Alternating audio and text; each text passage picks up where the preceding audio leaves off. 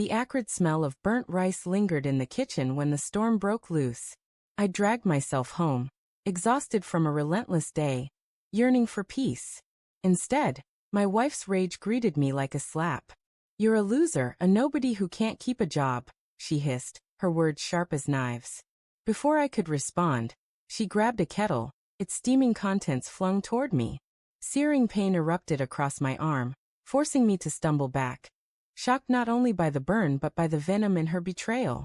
As I grappled with the moment, she shoved me toward the door, her voice dripping with scorn.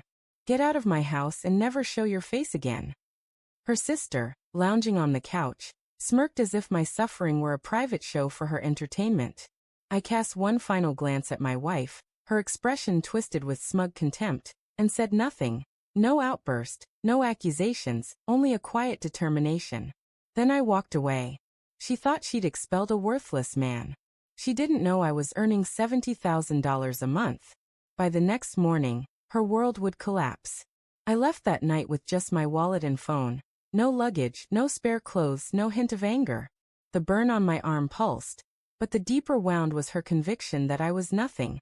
A parasite barely surviving, unworthy of her home. She had no clue I'd hidden my wealth, my income, investments, and accounts, shielded from her greed. Every month, $70,000 flowed into my accounts from a business I'd quietly built over years. I never bragged, never flashed it, choosing humility partly for ease, partly to see if her love was for me or my money. Now I had my answer. Instead of retreating to some shabby motel as she likely imagined, I drove to the city's heart and met my lawyer. I placed the house deed on his desk. "It's solely mine, right?" I asked. He reviewed the papers, a slight smile creeping across his face. "Every square foot. She has no claim. Want to move quickly?" I nodded.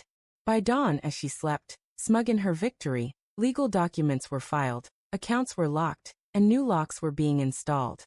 Her castle was crumbling, and she had no idea. She thought she'd banished a beggar, but by sunrise, she'd learned she'd ousted the owner. The first light of morning barely stirred when her delusion began to unravel. She woke slowly, reveling in the belief she'd freed herself from a failure. But when she tried her key in the front door to fetch the newspaper, it refused to budge. She twisted it harder, puzzled, but the lock stood firm.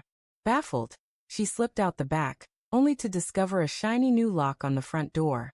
A locksmith's notice was taped to it. "Work completed as per owner's instructions." Her face drained of color. On the dining table, delivered overnight by courier, lay a thick legal envelope. She ripped it open, expecting some trivial issue, but the truth was shattering. An eviction notice, effective immediately, declaring she had no right to remain. Attached were copies of the deed, proving the house was mine alone, inherited and fully paid before she ever entered my life. Divorce papers followed, citing her abuse, supported by medical records of the burn on my arm. Each line hit harder than any insult she'd thrown. She screamed, waking her sister, and they rushed to the driveway to escape, only to spot my car parked across the street. I sat behind the wheel, window lowered, watching as realization dawned. I didn't shout or gloat. I simply lifted my phone, snapped a picture of her clutching the eviction notice, her sister stunned beside her, and drove away. She thought she'd cast out a nobody, but by morning, she stood in my house, her nightmare only beginning. By noon, her private arrogance turned into a public spectacle she couldn't flee. The locksmith returned, accompanied by officers to enforce the property transfer. She and her sister stood outside, yelling, brandishing the eviction notice in defiance. The officers were unmoved. "Ma'am, the deed is his. You're trespassing. Leave now." Neighbors peeked from windows, some stepping onto their yards. The same neighbors she'd boasted to about ridding herself of her useless husband now watched her escorted off the property.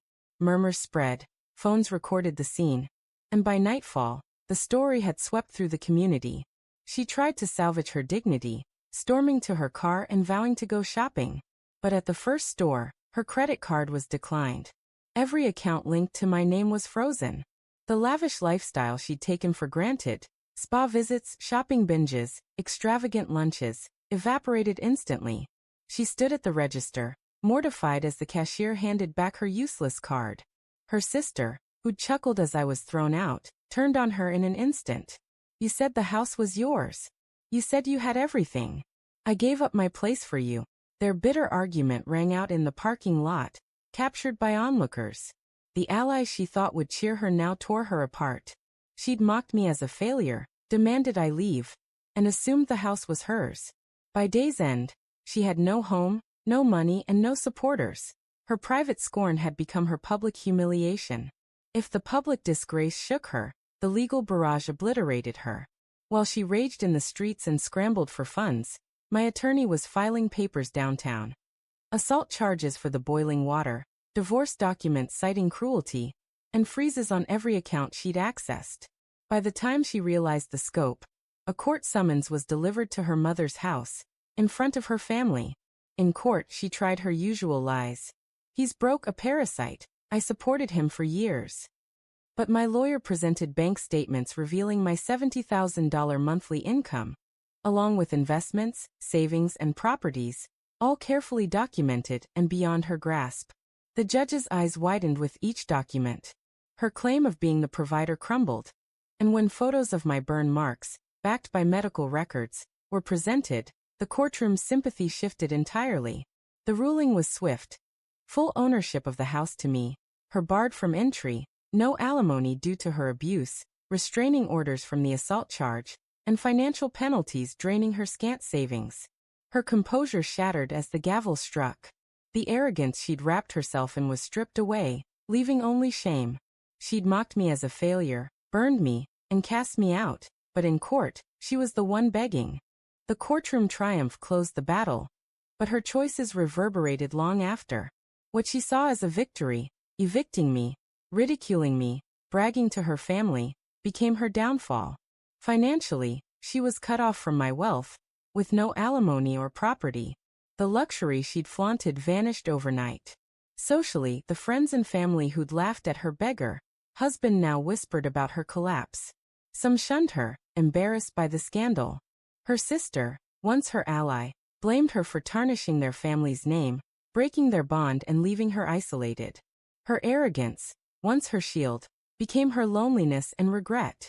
For me, peace came not just from justice but from renewal. I transformed the house, turning it into a sanctuary of calm.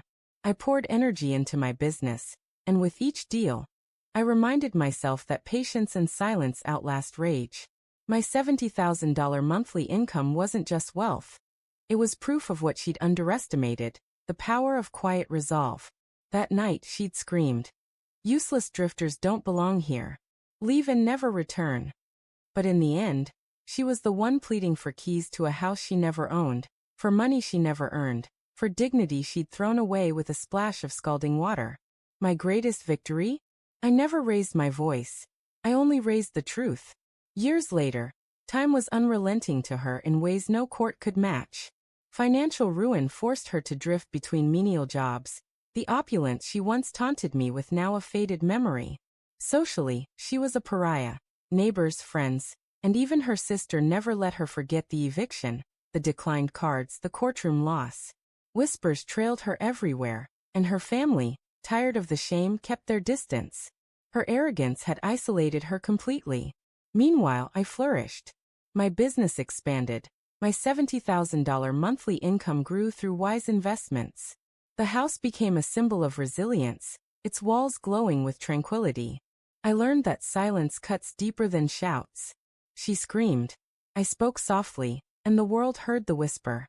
Years later, as people passed my home and saw me, successful, calm, respected, and her weary and bitter, the truth was undeniable. I was never the drifter. She was the one begging for wealth, for respect, for a chance to undo her mistakes. I never offered that chance. Was my response justified? Share your thoughts below. If this story of betrayal and justice strikes a chord, pass it on and stay tuned for more tales where lies face their reckoning, and every betrayal casts a long shadow.